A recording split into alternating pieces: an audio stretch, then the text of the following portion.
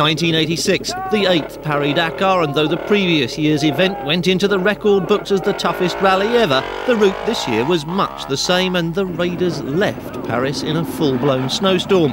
That made the supposedly easy part of the rally as difficult and dangerous as the later stages.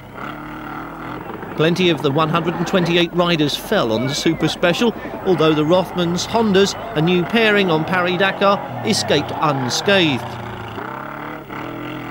Double winner Gaston Rayet was again the favourite for this year's win. After the disaster of 1985, the Rothmans Porsche team returned to Paris Dakar on the crest of a wave, having won the Faroes Rally.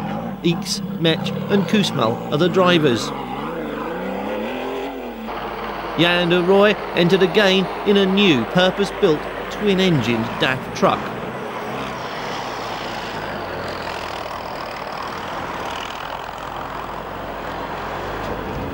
Cyril Neveu and Gilles Lallet were the spearhead of the Rothmans Honda team and already looked strong.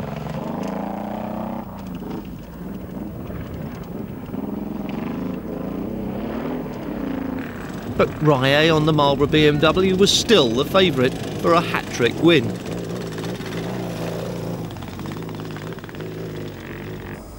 This is all that remained of Henri Pescarolo's Range Rover after it caught fire in the desert.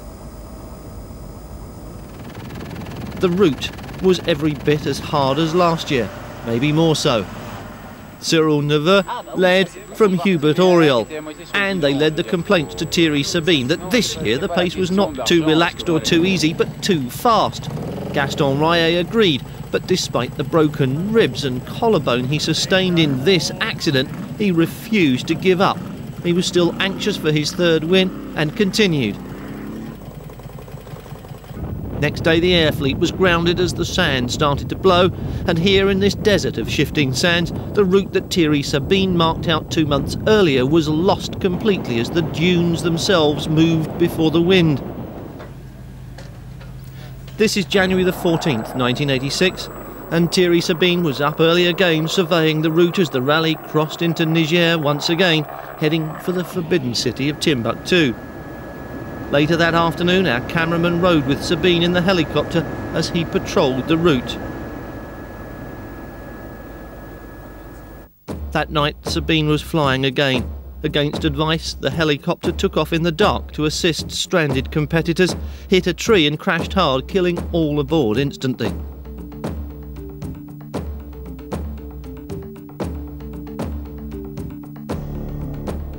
Thierry Sabine died as he'd lived, exploring the outer limits of man's endurance.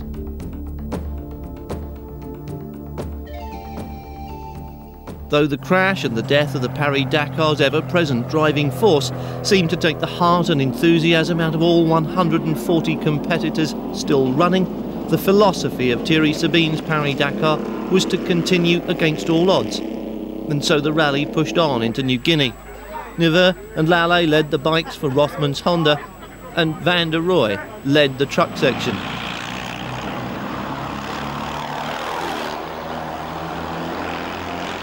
Rayet, receiving acupuncture and laser treatment to relieve the pain of his broken bones, was 9th, struggling on.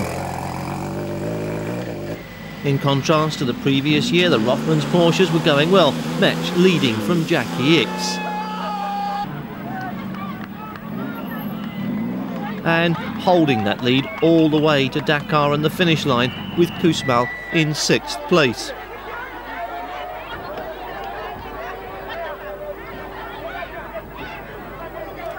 This first, second and 6th was a perfect result for the team, and more than proved they'd returned to Africa better prepared than ever.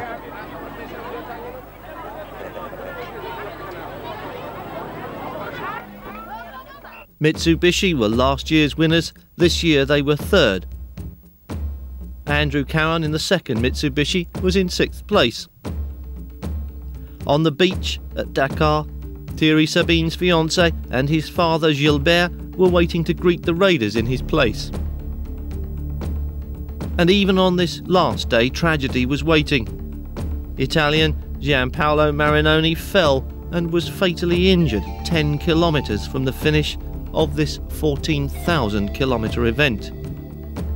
Rothman's Honda duo Cyril Neveu and Gilles Lallet scored another double, 2 among 80 who arrived out of the 500 competitors who'd embarked from Paris on the great adventure. Vishmara took Mercedes to their second Paris Dakar truck win, but for them and everyone else the champagne stayed corked. It was a flat ending to a great event.